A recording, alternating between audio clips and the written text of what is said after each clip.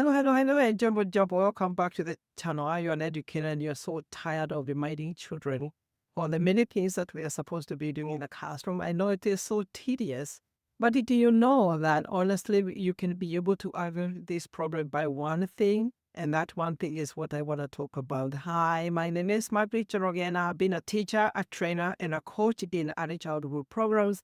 And these are the things that I have done, and it is very effective. It is one of the things I train so that you don't have to keep on reminding children or the classroom rules. I call them classroom expectations. Why? I know you're wondering whether what the difference is. There is a great difference in my own opinion, because once you put the expectation is a standard. You put a standard for the student to raise up to that standard that you have put in the classroom, and therefore you expect that behavior. It is really not a choice. They don't get to choose. And this I adopted one time when I had classroom rules and we're making them. And this one particular child looked at me straight to the face and said, I don't want to follow the rules. And I said, why? Then, of course, I had to change it real quickly. In this classroom, this is what we do. I expect you to be doing 1, 2, 3. I remove myself to be an authority and teach the children to be part of this community. I am a part of this community called class. And therefore, of course, we're going to be taking care of our environment, including the friends that we have. And one of the things that has worked so well definitely is using the visuals. The visuals, if it is the schedule, making the visual schedule is so important. Also posting other, I call them coded expectations over around in the classroom. For example, you make the expectations with them when you sit at the group meeting and you ask them about what is the expected behavior in the classroom. They say no running or no biting. And I go, yes. Instead, what should we do? Walking feet. Yes. In this classroom, when you want to walk from one point to the other, what do? You walk. And then, of course, no screaming. And then, yes, what should we do instead? Inside voices. Okay, in this classroom, when you want to talk to your friend, you use your inside voices. When Miss Margaret want to talk to you, she uses inside voice. Okay? And that also means you cannot be throwing words across the board just because you notice a child misbehaving. And so it is important because, again, they are listening with their eyes. They're looking at how you're also following the expectations that you have set. Many times we have gone online to print the pictures.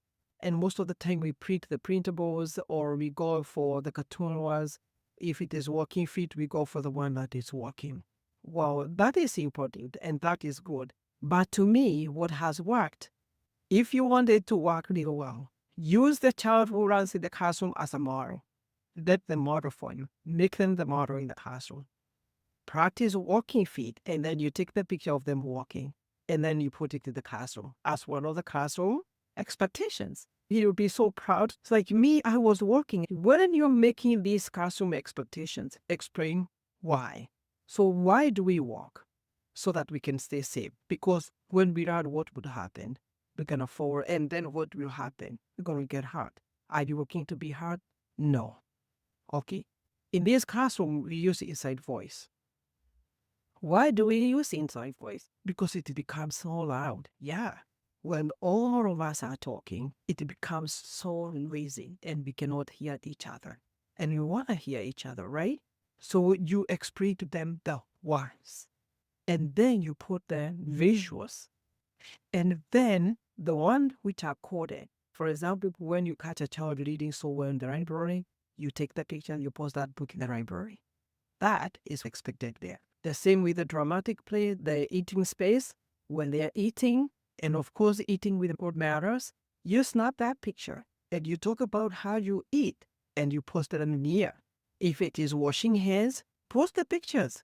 If you're teaching them how to wash their hands, this is the video for you to go and practice with them how to wash hands appropriately.